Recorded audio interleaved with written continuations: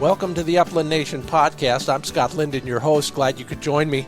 We'll be taking another informative adventure into the uplands and going afield a little bit as well. We're going back to the Pheasant Fest at Sioux Falls, South Dakota. My guest this week, Karl Gunzer of Purina. This guy knows his stuff. He's a dog trainer, as well as a guy who hangs with all the nutritional experts at that company. We'll be talking about all those things, nutrition, how it relates to performance, some tricks and tips that he and I have devised over the years, dog training advice, as well as how to fuel a dog on a long hunt, taking care of their feet as well, why high fat is best, and how to hydrate your working dog. Our Facebook question from you to me this week is how to keep a flushing dog close. That'll be our Handle It segment this week. I'll have one tip. That's about all I got in me when it comes to flushing dogs. And maybe I'll even share some of your advice there. And then finally, we'll talk about the most important command in the field. What you all think it is and why. Now hang on. There's a bit of debate here. Get ready for that. All made possible by Sage and Breaker, Pointer Shotguns, Mid-Valley Clays, TruLock Choke Tubes, MidwayUSA.com, Purina Pro Plan Sport, LandTrust.com, ESPAmerica.com, and High Viz Shooting Systems. Well, I am getting out regularly, not as frequently as I like, but getting out regularly to practice my shooting. Lucky enough to have kind of a de facto shooting range not too far from our place on public land. Official in that it's, Forest Service approved, if you want to call it that. The joy of this place, it's a big cinder pit is what it is. Out here we have miniature volcanoes that are made up mainly of little chunks of lava that quite often get mined, in the old days would get mined to use in place of sand on the roads. So we got a half, in fact, I'm looking out the window now at my half cinder cone. Can't shoot there, but we can shoot a couple miles south of here. And the joy of that cinder pit, that cinder cone, is they left big piles of cinders.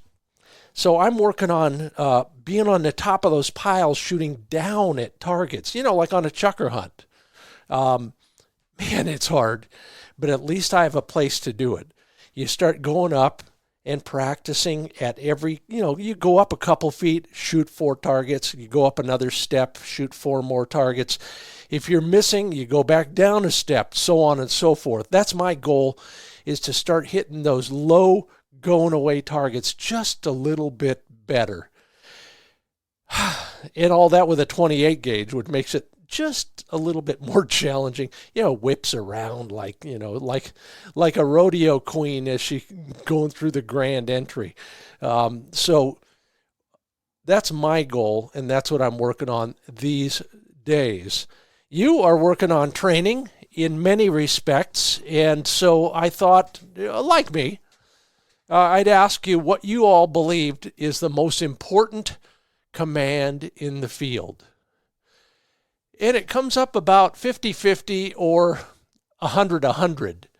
Most of your responses, and there was a whole bunch of them on Facebook in particular, are along the lines of some kind of a recall, whether it's come or here or whatever, and then some sort of a whoa. Arkady Pizarevsky calls it stand still. Stand, whoa, sit, or down, something that gets that dog to stop moving.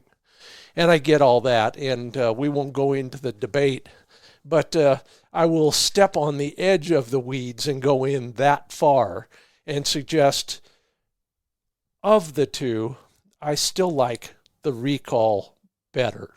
They're both safety-oriented, absolutely safety-oriented. But if you can get your dog to stop in the middle of the highway, then you got to get him to move again. So instead, maybe it is simply get him to come back to me while he's still moving. Just a thought. Thought I'd plant that there. James Brigham touches on that. Whoa, followed up with here. Yeah, absolutely. Jor Fu says, dog retrieval at any moment. And then he goes on and suggests whether I'm saying it or I'm beeping or toning him on his collar, it doesn't matter. Okay, Andy McCormick. First I thought it was a typo, Andy. Here, heel. Yeah, both good. And yeah, boy, I had to use those last week. Long story I won't bore you with, but out at that other cinder pit. No, I don't take my dog when I'm target shooting. Do you? Don Williams has an interesting take on this. The command you give is the most important at that time and place. You must have obedience in the field, and it starts at home. Amen to that, Don. You're absolutely right. Let's see here. Lance Larson, whoa and recall. Yeah, both can mean the safety of your dog in various situations. And that's a good point too, Lance. Yeah. So sometimes it is whoa, sometimes it is here.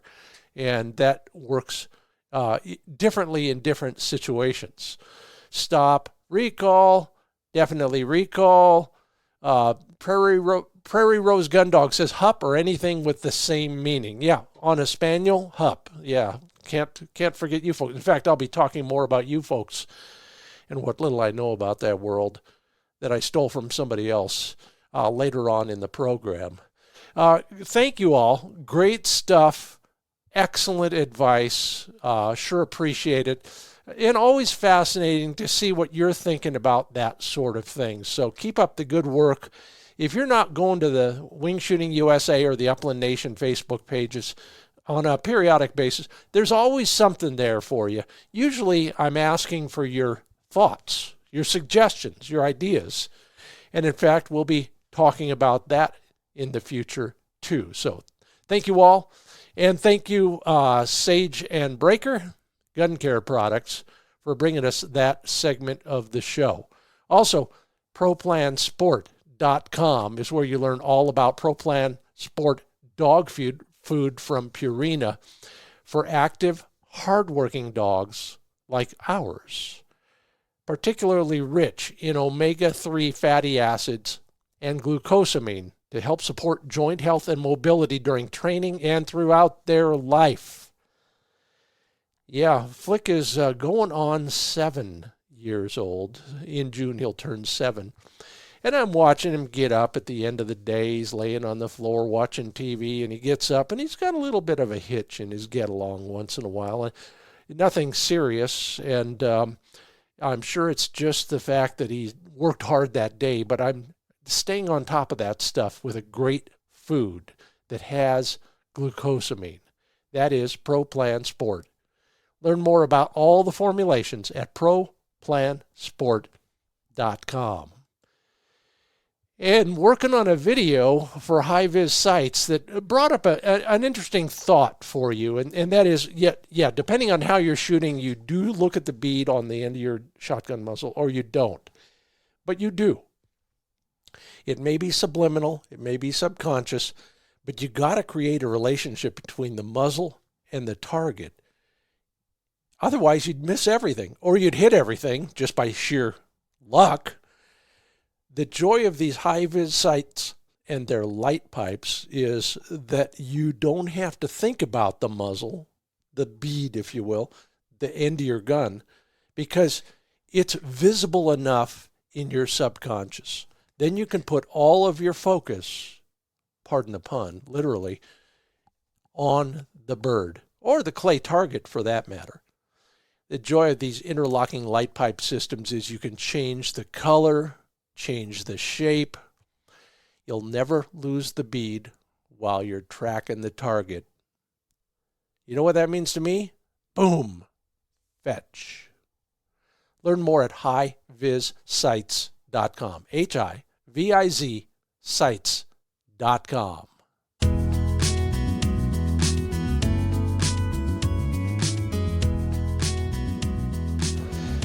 Welcome back to the gosh, where are we? The umpteenth annual Pheasant Fest and Quail Classic from Sioux Falls, South Dakota, on the floor in the Pointer Shotguns booth with a guy who knows more about dogs. He's forgotten more about dogs than I'll ever know. Karl Gunzer with Purina. He's the director of this sporting dog group. So you're at a lot of these events, Karl, and welcome to the Upland Nation podcast.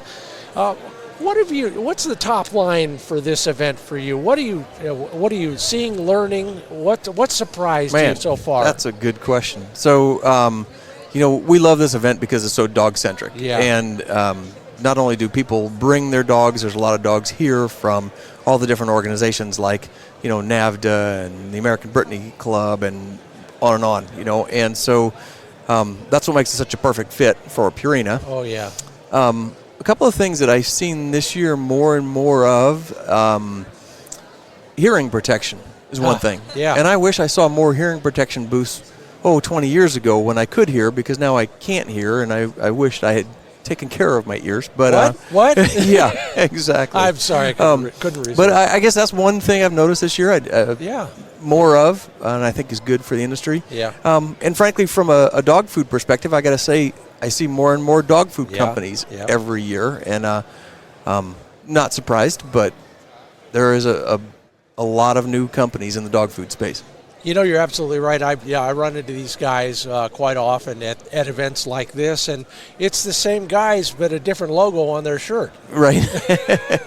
And God bless them; they're all good guys, and they all have the right objectives in mind. Absolutely. And that's why everybody's working so hard at it. And we'll get back to the nutrition side in a few minutes. But let's first talk about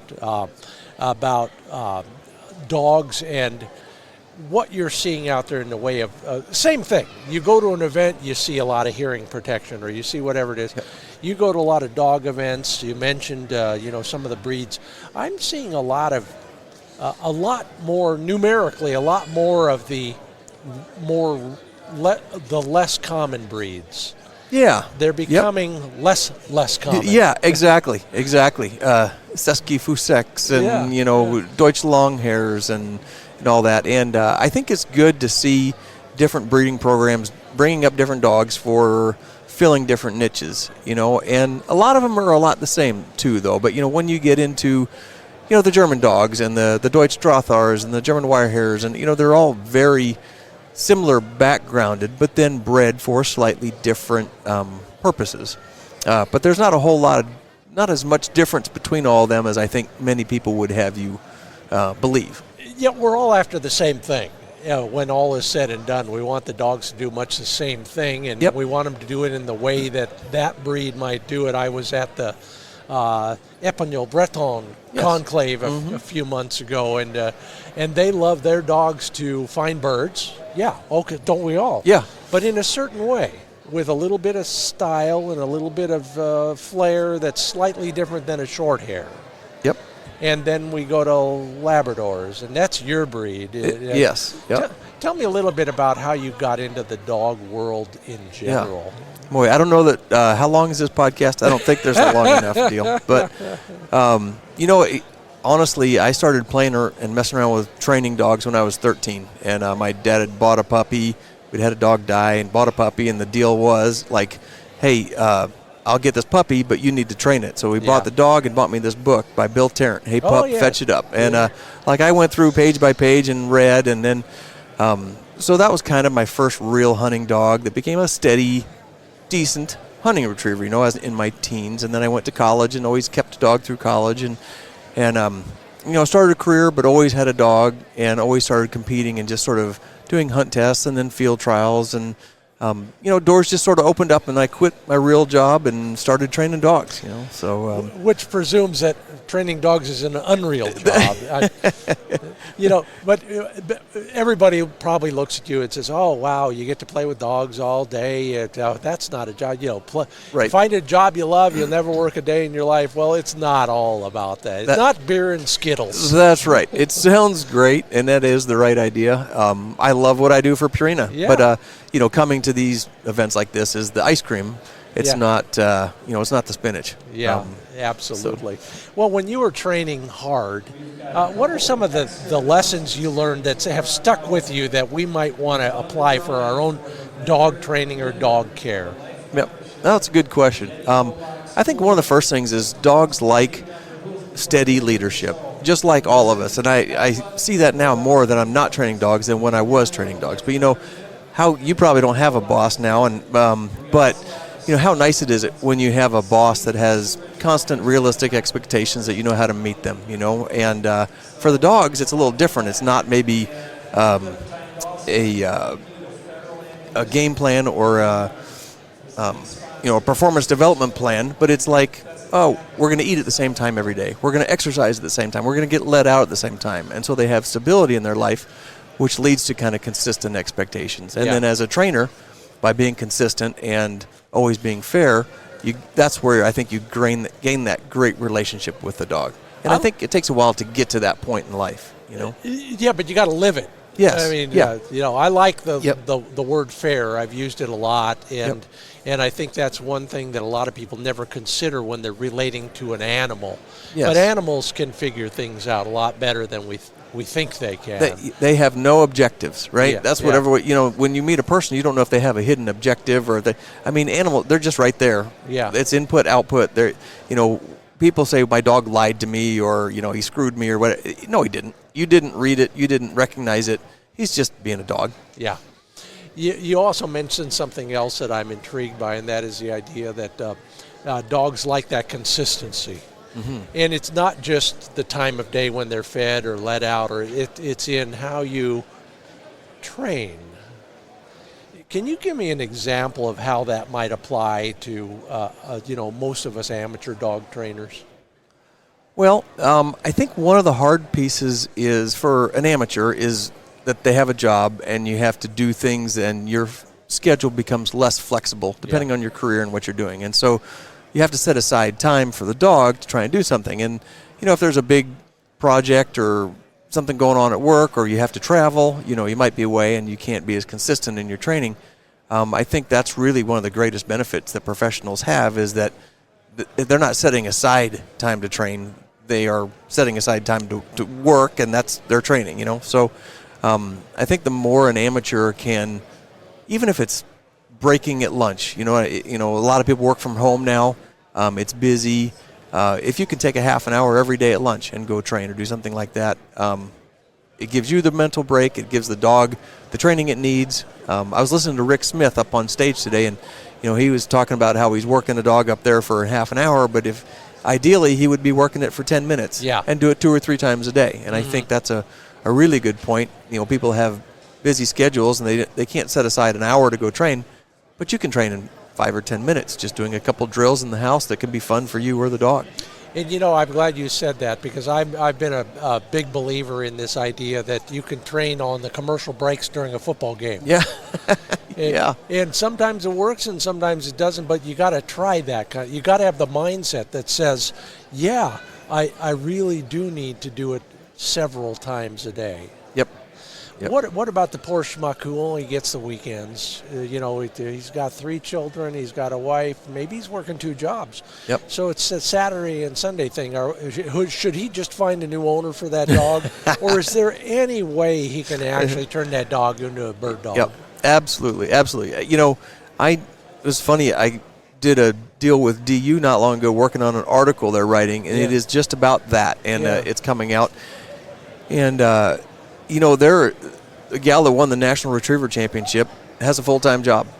This is an amateur, and she won 2 years ago, and she basically trains on weekends. Yeah. Now, during the week, she'll kind of train at home, not doing the big, retrieving or running the dog in the field, but just obedience around the house. Learn to sit before you open the dog, do little stuff in the house with place boards or whatever, just engaging, keeping the dog thinking and partnering. Mm-hmm. And then on the weekends, put in a bigger effort and go train. And I absolutely think people can do it. I had a probably the shining example of that a while back. Yeah, he's going on 6, but Flick, my wire hair, still needs work, and steadiness is one of the things I'm working on. And I'm doing it my way, and one way to do it is he understands that, yes, instinctive part of that drill, and then the obedience part of that drill. And I gave him a whoa in the hallway, going down the hallway, and then the 2 cats walked past and started fighting right in front of him. Right. His front end went up, it went back down, and it did not move. Awesome. Through the whole cat fight. Yep. So I'm pretty proud of him and his owner, who's doing a better job. Yeah. Well, people always ask about the perfect dog, and just like there's no perfect person, there is no perfect dog. And when you have a person and a dog, that just compounds the imperfection. So I think that's, Mike Lardy always said you own what you condone. And, I think you sort of pick your fights. Don't expect perfection, but don't allow the things that really you don't want to allow. So if your bugaboo is steadiness, well, then work on it. If your other thing is getting along with dogs or ranging too far or whatever it is, pick your battles, make an effort, but don't expect perfection. Yeah. So my listeners are particularly interested in doing certain things this off season. Mm-hmm. And high on that list is their dog becoming a better retriever. Now, for the most part, it's called the Upland Nation Podcast, so you can imagine that there aren't a lot of duck dogs owners listening. Right. But we expect all of our pointing breeds to retrieve most of the time. Yep. Coming from the Labrador world and the retriever world to a degree, and I know you're working with everybody now, we'll get to that. But, Karl, do you have any advice for us in terms of helping our dog become a better retriever? I would say probably the biggest thing is looking for lines that tend to have good retrieving parents and all that. There's, if you start, let's say you go with the pointers, like English pointers, they don't focus a lot on retrieving. Yeah. But I promise you, and I raised an English pointer from a 8-week-old puppy and made it a Nasser dog, and that dog retrieved fine. And then a lot of the time I trained it and treated it like a retriever. Sure. I would throw stuff for it and have it retrieve and all, like a lot of people, the versatile dogs do, obviously. And this pointer did fine, and he learned to retrieve. It'll never be his strength, but they can do it. And I think the things that aren't their strength, I think oftentimes we want to move to force too quickly. Uh-huh. And I kind of think if that's not their strength, let's try and encourage it more and bring that behavior out than trying to force them to do something they don't really want to do. And I'm not saying that I don't believe in trained retrieves and force fetching and all that. I absolutely do. But I think that a force fetch never made a dog like to retrieve. Yeah. It made them retrieve or taught them to retrieve, but it didn't make them like to do it. Yeah. And I would prefer to teach them to like to do it first, and then once you've built that, that it can be a good thing and enjoyable, then you can start to reinforce it a little bit. Yeah, and maybe they ought to call it reinforce. Right. Breaking. Yes. Yes. Yeah. Get the easy stuff done. Yep. Lay the foundation, or get the pieces in various places working, and then pinch the ear for step 3, or whatever. Yep. Yeah. Ronnie and Susanna were in earlier, and they talked about much the same thing in a slightly different way, and I thought it was a way we've never really thought about it before. Can you think about anything else in the retrieving world that we pointing breed owners neglect or ought to work on more? Yes, and mine will not be about like teaching sit or not teaching sit, but I think there are a lot of ways to force fetch a dog or to teach a dog to fetch without pressure and that, and a lot of the sort of what you'd call clicker training, is the term 10 years ago or whatever, but a positive marker is maybe the way people are referring to it more now.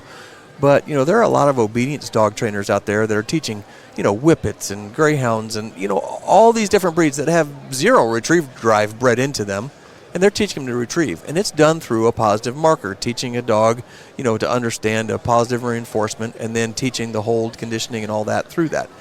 And I think I'm seeing more people in the bird dog world and the retriever world start accepting these obedience training methods, and I think are seeing some real positive results instead of trying to force what people consider maybe a stubborn dog is like, hey, make it the dog's idea, and then once it becomes their idea, they're a lot more likely to do it and perform the command. And you've been there. You've been to, say, AKC events that are obedience trials. Yep. They're picking stuff up and bringing Absolutely. it back. Cheerfully, with glee. Yep. And it could be a Clumber Spaniel for that matter. Exactly right. So it can be done in various ways. And that, I keep coming back to an analogy my friend Bob Ferris gave me for pointing. You want a steady dog, the first thing you do is realize the point. When he hits the scent cone, he points because it's instinctive. But then here comes the obedience component. Yep. He's got to stay still. Right. That's when you got to actually do the real training. Yep. And there's bits and pieces of that on the retrieving side as well. Well, a good friend of mine, Jeff Funky, who I saw earlier today, reminded me that most self-respecting dogs will run out and go pick up a bird that died on the wing or they saw in the distance that was already dead. Roadkill, for that matter. The key is, okay, once they do that, how do we get them back? Yeah. So that becomes the obedience challenge, I guess. Yep. And I'm not telling you anything you don't know. It's probably wrong, but it seems to make sense when you think about it that way. 100%. As opposed to talking to somebody earlier today who said, yeah, my dad, he'd just take a dog out, and the first bird they got up, he'd kill it, and if the dog didn't retrieve it, he'd get another dog.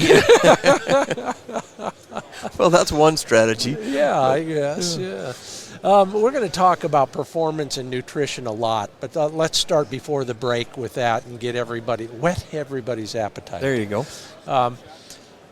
There's a right and a wrong way to feed a dog on a hunting day.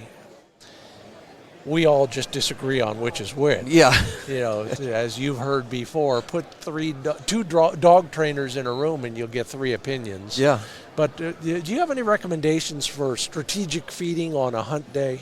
100%. So the biggest thing I like to do is not have food or bulk in the dog's stomach. Yeah. So I don't like to feed in the morning, if at all possible, and we'll talk about some exceptions to that. But in the easy first answer is, once a day in the evening after the hunt, the dog's had time to cool down. And then a couple little additions is I like to float their food, so I'll add water just like you might add milk to your cereal. Mm-hmm. It just helps a little more hydration. It's not trying to draw water out of the dog's body when it's in the stomach. And then make sure they have free access to water and all that a couple hours afterwards. Yeah. That's sort of the first easy answer. It gets more complicated for people that hunt on like week-long hunting trips where there's huge nutritional needs. And, a Labrador could need anywhere between 1,200 calories and 12,000 calories. Yeah. And as you can imagine, that's, the difference between 3/4 of a cup and 8 cups of food or 10 cups of food, or they can't even eat enough, right? Yeah. And in those cases, you might have to break down some meals, or it's sort of planned wasting. Over that week, they're going to lose weight over that week, and you're okay with it. You come into that week a little heavy, and then by the end, you hope they're doing okay, and then you give them a little break or time off to try and manage through the season. But there are cases where people feed twice a day just because of the large volume, and in those cases, I really think it's okay, but give them at least a couple hours after that first meal. 3 or 4 is better, and make that morning meal smaller. It'll probably still end up with a little diarrhea. If there's food in that intestinal tract and they're running, and I don't care what food, it's not hard to get diarrhea. Well, that's better than some of the other things that could happen. I used to use a demonstration. I'd take my truck keys, I'd take a clean sock. Yep. Unless I didn't have any, then I'd use a dirty sock. I'd drop those keys into that sock, and I'd hold the sock with both hands in front of me. The keys drop to the heel of the sock. Okay. Just like the food. That's the belly. That's the stomach. Yep. And then I bounce that sock around with both hands, and eventually it twirls. Mm-hmm. And we got another problem. Yeah. Have you seen any? I've seen science in both ways. Have you guys at Purina, who do all the research for us, by the way, thank you. Yep. Have you seen any correlation there? I think there's some anecdotal evidence of that. and there's a lot of things to worry about. Certainly running with food in the belly and all that is not good, especially if it's a large quantity. And you can even worry a little bit about water. A dog can tank up with water. Some dogs are big water drinkers, and that's not going to just flow right out the belly either. That's going to take some time to digest and absorb. So 100%, I don't like them too active. And I think, a lot of what we've used as sort of the perfect research was the sled dogs. Yeah. And try and figure out, okay, what was the best strategy if you wanted to run a sled race or run a sled dog competition? And they would feed their dogs 24 hours before they worked. They wanted the whole, not just the belly, but the small intestine and the large intestine emptied out. Yeah. Now that only works on day one, right? Because, after that, now you've got to try, you hope you've got a 12-hour window for digestion. But what people need to remember is that food is not bioavailable in the stomach. It's not bioavailable in the gut. It's the nutrients that go into the muscles that are being burned. So it's the fat and all that that's stored in the muscles that are running. So it doesn't really do you any good to put food in their stomach. Yeah. And that's not useful energy. Well, hold that thought. We're going to take a quick break here from the floor of the Pheasant Fest and Quail Classic in Sioux Falls, South Dakota. That's Karl Gunzer with Purina. I'm Scott Linden. This is the Upland Nation. We'll be back in just a moment. We have more with Karl Gunzer from the floor of the National Pheasant Fest and Quail Classic coming up in the second half of the show, as well as our road, not our road trip. This week we're doing a Handle It segment, and we're talking about keeping our Flushing dogs within gun range, whatever that means to you and whatever that means to you and me and so on and so forth. So stay right here after these brief messages from landtrust.com, where you get outdoors without the crowds. Man, was that nice on my last Montana trip. Yeah, we had the whole place to ourselves, and you can too. You could discover exclusive access on private land for your next outdoor experience. No stress, just you and your dog, maybe a good friend or two, enjoying your time on a beautiful piece of private ground. By the day, multiple days, you name it. Some lodging, some camping, a little bit of everything. Shop around at landtrust.com. Open a free account and try it for yourself. If you like what you see, then book it, just like a VRBO or an Airbnb.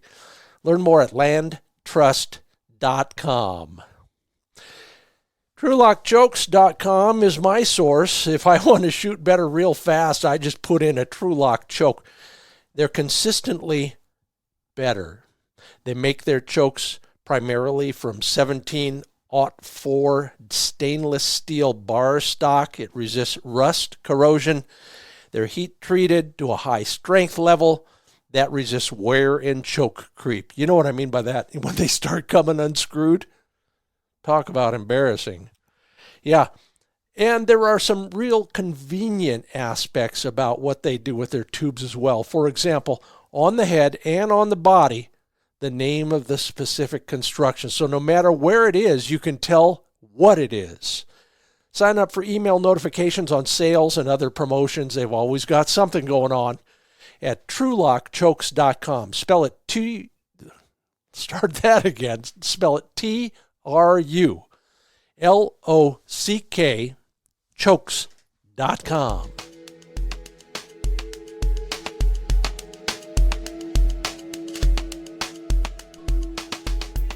We're back. We're in Sioux Falls, South Dakota. What a logical place to have a Pheasant Fest, let alone a Quail Classic. That's Karl Gunzer on your left speaker. I'm Scott Linden on your right speaker. This is the Upland Nation podcast. And Karl, we were talking about feeding, strategic feeding. Yep. And you've alluded a couple times to the bugaboo for a lot of us, whether it's a 2-day hunt or a 4-day or a 6-day hunt. Yep. It's the second and the third and the fourth days when we start seeing, you described it as planned or strategic wasting, if you will. Yeah. You know, you can't jam enough calories into a dog, right? If you're careful about how you feed. What can a guy do about that? Because it does translate to performance. Sure. Well, a couple of things. My first suggestion always is to have more dogs, because Yeah. then you can rotate them out, and then you know where I'm going with that. But so I think that is an important part, though, is planned rest and working dogs and not leaving dogs down, all day and wearing them out. And it is not just muscles, as you know. The feet are probably one of the most important things you see, especially if you're Western hunting, which tends to be a lot of these, people decide they're going to go to South Dakota or Kansas or, Oregon and hunt, and their dogs, A, they're not in shape, and B, their pads can't handle, lava rock or all, cactus and sagebrush. So I think just resting dogs intermittently, or maybe run them for 2 days and then give them a full day off to recover. So that's one part. I think you can try and put more calories in the dog with maybe, I like to add Fora Flora, especially when I'm on the road for a while. It helps keep their digestive system working properly, making sure they're utilizing all the nutrients that are going in there. And then feeding more. I mean, there's no question that you can bump up their feed a little bit when you're hunting to try and keep them going. Yeah. I've got to thank you, and I wish I had done it sooner. Fora Flora, another Nestle Purina product. It's a probiotic, am I correct in that? Yeah. Yep. I always confuse the two. And it's a little packet, and you sprinkle it on, and you do all that. And it's done a couple other things for me, for my dog, I mean. Yep. I have yet to taste it. Have you tried it? And I'll tell you a funny story about that. But it is also, we've all run into dogs that refuse to eat at the end of the day. Yep. Or refuse to drink. Yes. And you said something once offhand on the phone about topper on the food, blah, blah. And yeah. Then I said, he won't drink either. Try that. It works. Isn't that funny? It's kind of one of the greatest, one of the weirdest things is, right, you think you go on a hunting trip and you're on the road and your dog works all day and you think, my God, they're going to eat like crazy. And then all of a sudden this dog that eats all the time at home, you're on the road, he needs the calories and he quits eating. I was like, what's up with this? So that Fora Flora, A, the probiotic is great for them, and B, it tastes good. And it doesn't have, people will tell you, well, low sodium chicken broth or whatever, and that's great, but it has sodium in it. So you can end up with more sodium than you need. So that's one of the great things about Fora Flora. Not only is it a palatability enhancer, it's a probiotic, and I think, too, warming the food sometime, or warming the water, right, especially if you're on a hunting trip. That's something, when you warm water or warm a food, it gives off more odor and becomes more palatable, right? So volatile esters. Thank you. Perfect. All right, doctor. Right on. No, music major. Okay, so I will tell you, because you'll get a kick out of it more than everybody else who has to listen to me tell this today. So way back, I was going to an outdoor writers convention and get to talking to the guy next to me, and turns out it's our mutual friend Arlie Reynolds. Oh, right on. And he's going down to the same thing to introduce that bar you guys made for whatever we called it. Refuel bar. Yep. And so they're making their presentation, and Bob West was there, another mutual friend from Purina. And I was a little bit more radical back then, I guess. So in the course of that discussion, they took questions from the audience, and I said, Arlie, have you tasted it yet? Yep. And he looked at Bob, and then they looked at me, and they said, next question. But it is a funny one, and I remember years ago in another career when everybody would tell us, the dog food company up the road there, they make dog food, they taste it every day. Yep. So what does Fora Flora taste like? I have no idea. Okay, good. But there is some truth to, if you can't put your nose up to this stuff, and if you're disgusted when you sniff your dog food or your whatever you're putting in your dog, that you probably ought not to give it to them. Right. So let's talk a little bit about performance, and you've been there. You mentioned an Astor trial, and hey, I came in not last at one of those ones, so I'm pretty happy with that. What are some of the things beyond feeding strategically?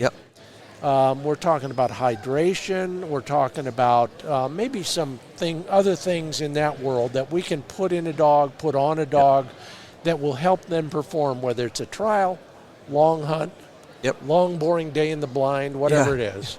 Well, and I probably should have given you a little more information too about strategic. I think one of the important things is that, a higher fat diet tends to have better long-term energy for the dog. They burn fat more efficiently than they burn carbohydrates.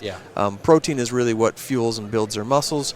So I think the high-fat diet for extended exercise is the best thing for the dog. And, there's an old rumor people would say, during the summer it's hot out, I don't want to feed a high-fat diet or a high-protein diet. I'm going to burn them up. It's too hot, makes them hot. The reverse is actually true. Wow. They are not... because they burn fat more easily than they burn carbohydrates, it helps keep them running longer and cooler than on a high carbohydrate diet. So, the argument to switch in the summer to a lower fat, lower protein diet really doesn't make sense. The only time I tell people that I would potentially change is if the dog is becoming very inactive, starting to gain weight, and you just have too many calories in your 30-20 performance formula. Then, you can cut back in the summer, but if you get to the point where the dog's gaining weight, they're getting, a cup and a half a day, they look at you like, you're starving them to death, then I think it makes sense. But the important thing is to switch back to a performance-based food probably 8 weeks before the season starts so that dog's system can get used to burning a high-fat diet again, getting it primed metabolically for that fuel. I remember when Larry Mueller first told me that. Give it 60 days.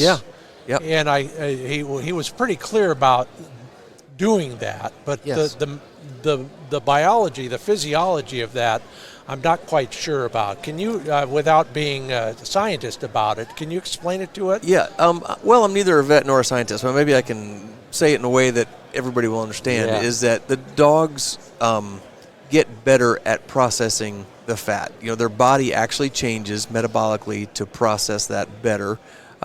They build up mitochondria, and it just kind of absorbs that fat better and burns it better.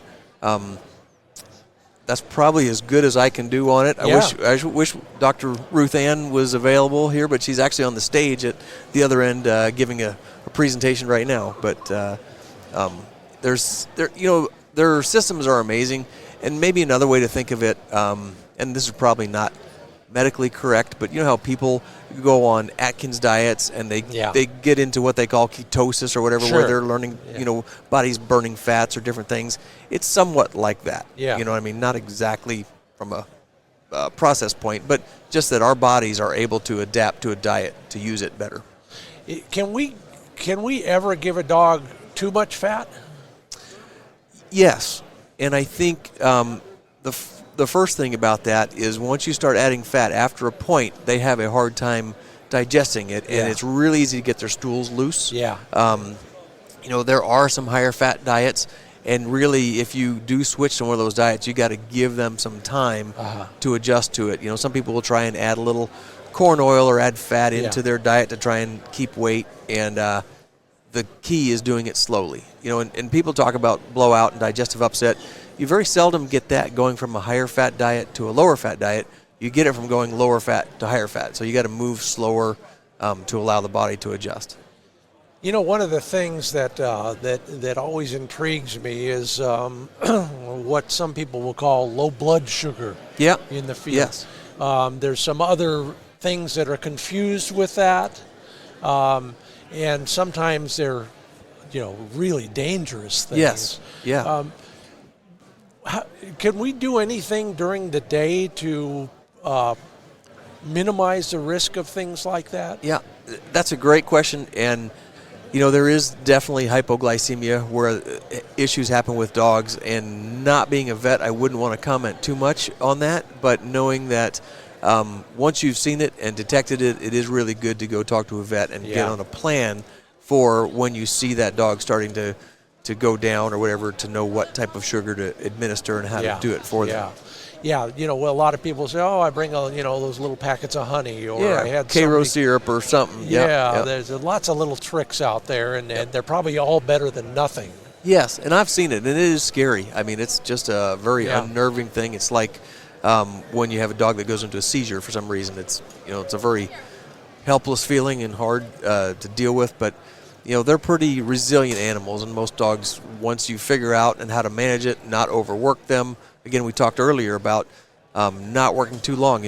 I last month I was fortunate to go hunting with Ronnie and Susanna and Steve Snell and Callie Parmley in West Texas, and it was hot. And they were very diligent about not leaving dogs on the ground for more than 20, 30 minutes. Really Texas, switching them out. And fortunately we had a lot of dogs. We were able to do that. If you just have one dog, then I think it's you as the caregiver have to reel them in, say, hey, we're going to take a drink here. We're going to stop, slow down for a second, get that drink. And a lot of people say, well, my dog comes back and he won't drink. It's like, well, just wait a minute then. They'll drink eventually. You're giving into them. You're the one that tells them when they can, hit the field or got to hit the showers. Make them hit the showers for a little while and cool off, hydrate, and learn to drink. And we talked about the Fora Flora, and that's a great tip. If dogs don't like to drink, putting a little Fora Flora in their water bottle, it tastes good. It does encourage them to drink. Yeah, and I'm going to definitely be doing that this season for that reason.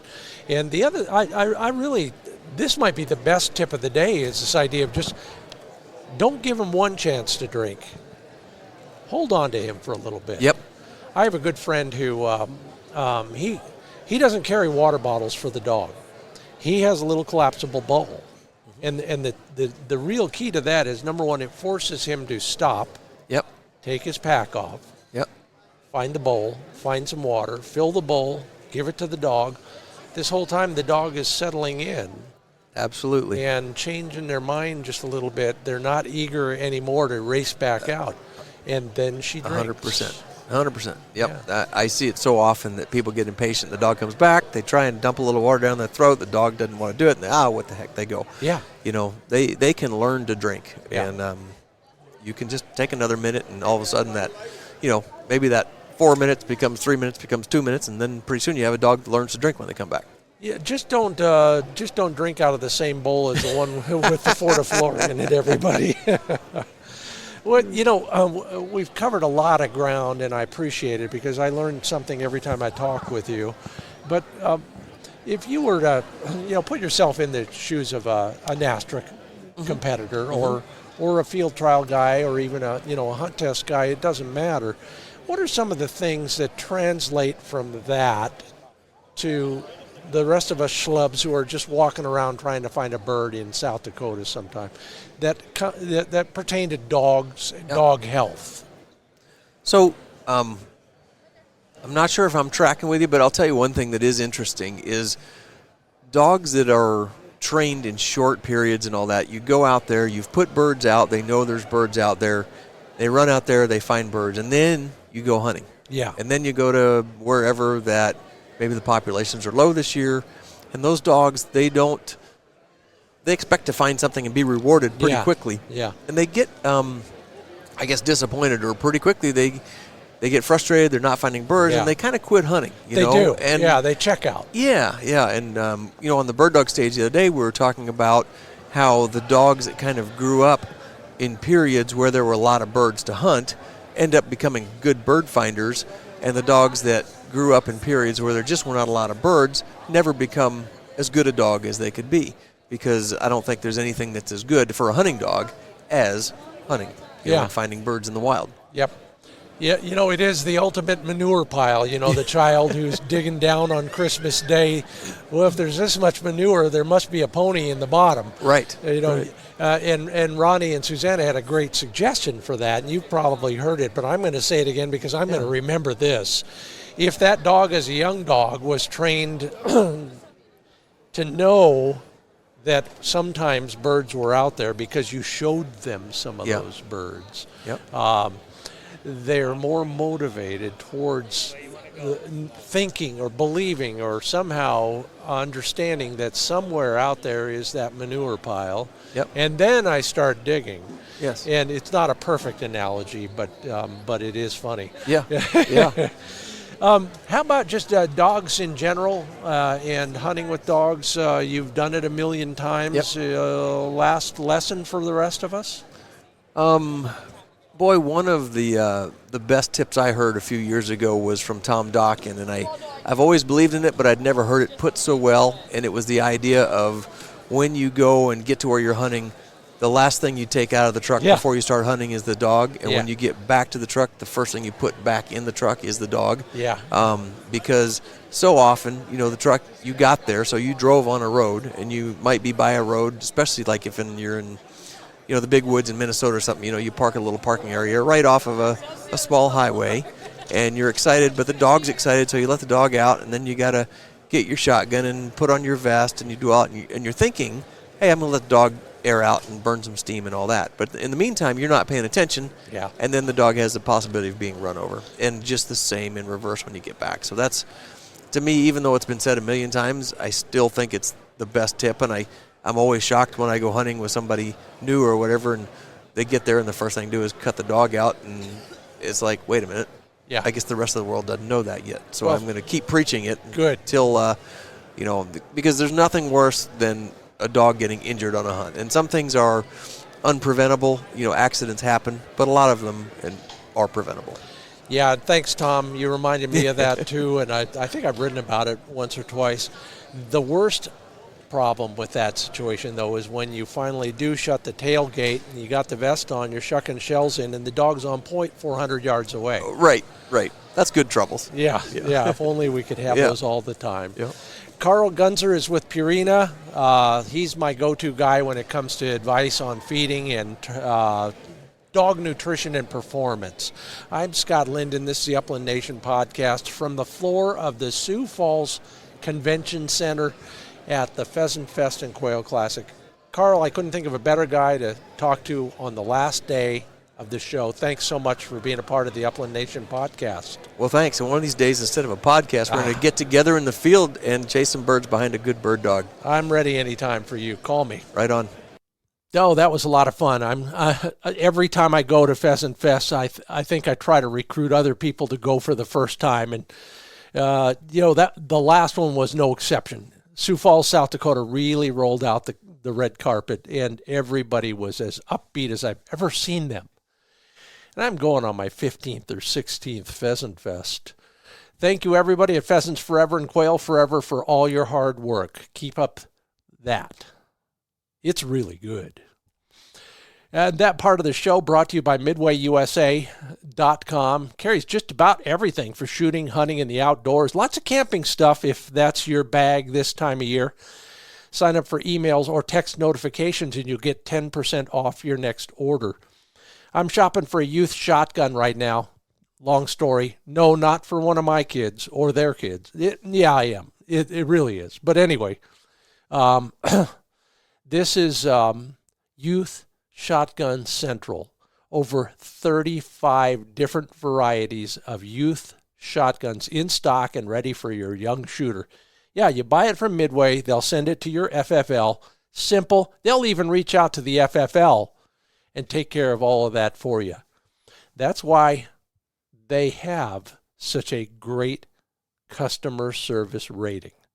It's their number one goal. Customer satisfaction is what they do best.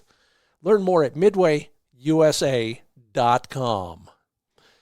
And take care of your gun, no matter whose shotgun you bought or whose size it is, with sageandbreaker.com. Gun cleaning and care crafted at the highest caliber. Yeah, if you want to take care of your gun the right way, take a look at sageandbreaker.com.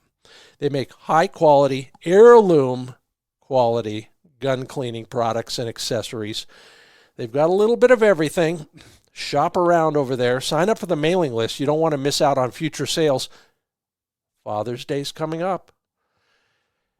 Yeah, send that link to your whoever purchases a Father's Day gift for you. There's something there for everybody at every budget size. Learn more at sageandbreaker.com.